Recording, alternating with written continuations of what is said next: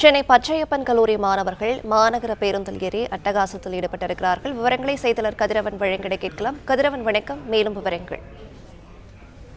பச்சையப்பன் கல்லூரியில இன்று பொங்கல் விழா கொண்டாடப்படுவதை ஒட்டி மாணவர்கள் மாணவிகள் காலை 10 மணி அளவில் வளாகத்திற்கு வர வேண்டும் என்று கல்லூரி நிர்வாகம் சொல்லியிருக்கிறது. ஆனால் சில மாணவர்கள் காலை 10 மணிக்கு பிறகு வந்த நிலையில கல்லூரி வளாகத்தின் நுழைவாயில் பூட்டப்பட்டதாக கூறப்படுகிறது. இந்த நிலையில அங்கு கூடியிருந்த மாணவர்கள் சிலர் கீழ்ப்பாக்கம் சாலையில டெய்லர்ஸ் சாலையில வழியாக சென்ற 15B என்ற பேருந்தின் மீது கல்லூரி மாணவர்கள் ஏறி அட்டகாசத்தில் ஈடுபட்டிருக்கிறார்கள். பொதுமக்களுக்கு இடையூறு விதி வகையில அவர்கள் அந்த பேருந்து மீது நடனம் ஆடி இருக்கிறார்கள். அதன் பின்பாக போலீசார் இறக்கக்கூடியவுடன் அங்கிருந்த மாணவர்கள் ஒன்று கூடி சாலையிலே ஓடி இருக்கிறார்கள். குறிப்பா காலை 11:30 மணி அளவில் 15B என்ற பேருந்து பாரிஸிலிருந்து வந்ததாகவும் அந்த பாரிஸ் ரூட்டை சேர்ந்த மாணவர்கள் ஒன்று கூடி இது போன்ற அட்டகாசத்தில் ஈடுபட்டதாகவும் காவல்துறையினர் தெரிவித்திருக்கிறார்கள்.